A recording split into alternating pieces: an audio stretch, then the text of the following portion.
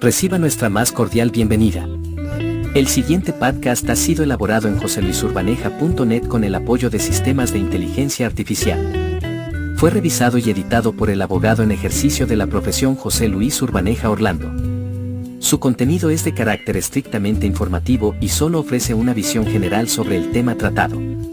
No constituye asesoría legal y no debe ser utilizado como sustituto de un consejo legal personalizado.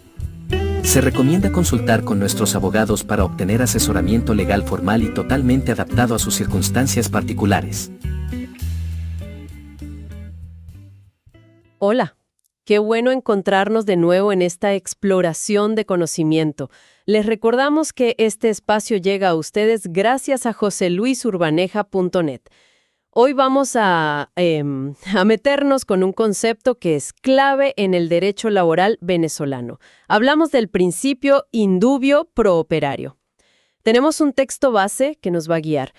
Y bueno, ¿por qué dedicarle tiempo a esto? Se habla mucho de equilibrio, ¿no? Entre empleador y trabajador. Ok, vamos a desglosar esto. La misión de hoy, digamos, es entender bien qué significa este principio, por qué existe y cómo se aplica en la práctica, ya en Venezuela, siempre basándonos en la fuente que tenemos. Sí, es un excelente punto de partida. Y es importante decir que esto no es una regla más, ¿eh? Es uno de los pilares. Su razón de ser es proteger, ofrecer una especie de red de seguridad a una de las partes. Se reconoce que, bueno, no siempre arrancan en igualdad de condiciones. Entendido. Entonces, vayamos al concepto central. Según la fuente, ¿cómo podríamos definir, de forma sencilla, este indubio pro operario? Mira, en su forma más directa, el principio dice esto. Si hay una duda razonable, ojo, razonable, sobre cómo interpretar una norma laboral o incluso al valorar pruebas sobre un hecho en un juicio, la autoridad, sea un juez o un funcionario administrativo, tiene que elegir la opción que más beneficia al trabajador. Es como una brújula para cuando las cosas no están claras. Una brújula. Me gusta esa idea. Pero imagino que esa dirección, esa inclinación hacia el trabajador, tiene un porqué, un fundamento más profundo, ¿verdad? ¿Qué dice la fuente sobre eso? Justo ahí tocamos el núcleo. Lo fascinante aquí, y la fuente lo llama así, es el carácter tutelar del derecho laboral. Es protector. A ver, a diferencia de otras ramas del derecho, piensa en civil, mercantil, ahí se parte de la idea de que las partes son iguales, negocian libremente, es la autonomía de la voluntad. Pero el derecho laboral, bueno, funciona con otra lógica. Reconoce que hay una asimetría de poder ya a la entrada. Asimetría estructural. ¿A qué se refiere la fuente con eso exactamente? Suena importante. Se refiere a que, por cómo está armada la relación laboral, casi siempre hay un desbalance. El empleador, pues, tiene los medios de producción, organiza el trabajo, tiene más poder de negociación, digamos. El trabajador, en cambio, pone su fuerza de trabajo y está en una posición, bueno, de subordinación, de dependencia económica. Entonces el derecho laboral, según nos dice la fuente, interviene para tratar de nivelar esa cancha.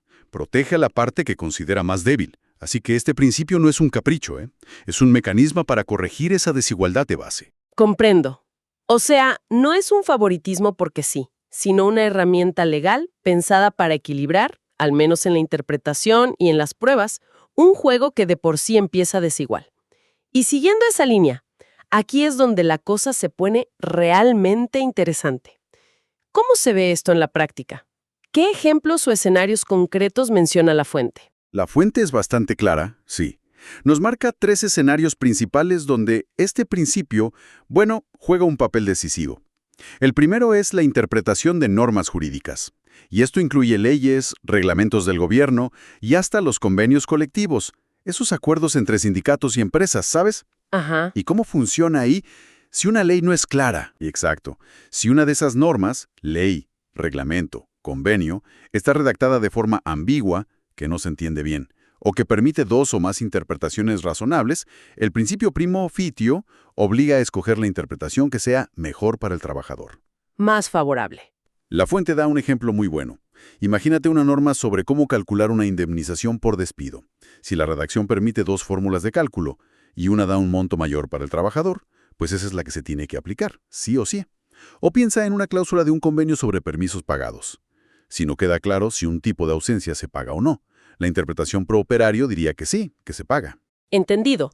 O sea, no es que el juez o el funcionario elija lo que le parezca más justo, así en el aire, sino que, dentro de las opciones que la misma norma permite, tiene que aplicar la que objetivamente es mejor para el empleado. Efectivamente, la decisión del intérprete está guiada por este principio. No es libre albedrío. El segundo escenario que menciona la fuente es clave en los juicios, la valoración de la prueba.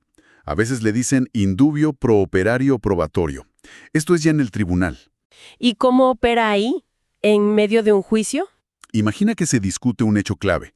Por ejemplo, si un despido fue justificado o no. El empleador dice que sí, el trabajador que no. Ambos presentan pruebas, papeles, testigos, informes. El juez tiene que mirar todo eso. Si después de analizar todo, de forma imparcial, conjunta, todo el paquete de pruebas, si todavía le queda al juez una duda razonable, una duda seria, fundada, sobre si eso que dice el empleador que pasó, realmente pasó, o si fue tan grave como para despedir, esa duda tiene que resolverse a favor del trabajador. En el caso del despido, si no hay certeza sobre la falta, pues se considera injustificado. Eso significa que la carga de probar que el despido fue justo recae muy fuerte sobre el empleador, ¿no? No basta con sembrar dudas, tiene que convencer al juez. Exactamente. Y la fuente lo dice. No es cualquier dudita, ¿eh? Es una duda que queda después de haber revisado todo. Es un listón alto para quien acusa, digamos. Y el tercer escenario es la interpretación de cláusulas contractuales. Aquí ya hablamos del contrato individual, el que firma cada empleado, o acuerdos particulares. Y la lógica es la misma que con las leyes o convenios. La misma, idéntica. Si una cláusula del contrato sobre cómo se calcula el sueldo, la jornada, las vacaciones, un bono, lo que sea, si esa cláusula es ambigua o se puede interpretar de varias maneras, tiene que aplicarse la interpretación que le dé al trabajador una condición mejor, más ventajosa. La fuente pone el ejemplo de un bono. Si no está claro si se calcula sobre salario base o el integral, que suele ser más alto, y el cálculo sobre el integral es mejor para el empleado, pues esa es la interpretación que vale. Podríamos pensar también en vacaciones adicionales por antigüedad. Si no dice si son días hábiles o corridos, y los hábiles son más favorables, pues interpretan como hábiles. Entonces, a ver si entiendo bien todo esto. ¿Qué significa en conjunto? Si trato de resumir lo que nos dice la fuente. Este principio, indubio pro operario, funciona como una guía, ¿no? Como una brújula para los que aplican la ley laboral, jueces, inspectores del trabajo.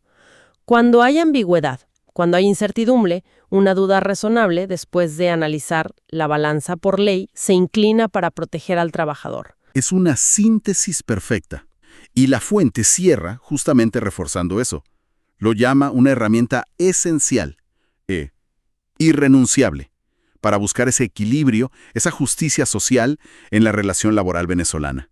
Su fin último, insiste el texto, es compensar esa simetría de poder de la que hablábamos, que la duda no perjudique al que se considera estructuralmente más débil. Y un punto importante que remarca es que esto vale en todos lados, en la fase administrativa, ante la inspectoría, por ejemplo, y también en la fase judicial, en los tribunales. No es solo para jueces, es para cualquiera que aplique el derecho laboral. Su aplicación constante es fundamental. Queda muy claro, sí. El alcance y la importancia de este principio, según lo que hemos visto en la fuente, es una pieza clave, sin duda, para entender esa filosofía protectora del derecho laboral allá.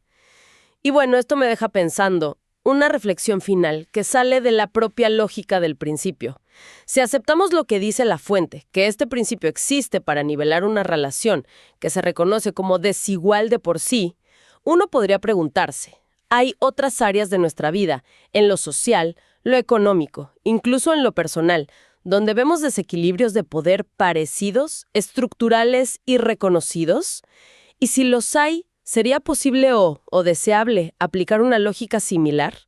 Que la duda, la ambigüedad, se resuelva siempre a favor de la parte que se asume en desventaja, como una forma de corregir. Es una pregunta abierta, ¿no? Para seguir pensando más allá de lo legal. Y con esa reflexión nos despedimos por hoy. Les agradecemos mucho que nos hayan acompañado en esta exploración del indubio pro operario. Esperamos que la información basada siempre en el contenido de joseluisurbaneja.net les haya sido útil e interesante. Les invitamos, claro, a visitar joseluisurbaneja.net para encontrar más contenido. Hasta la próxima.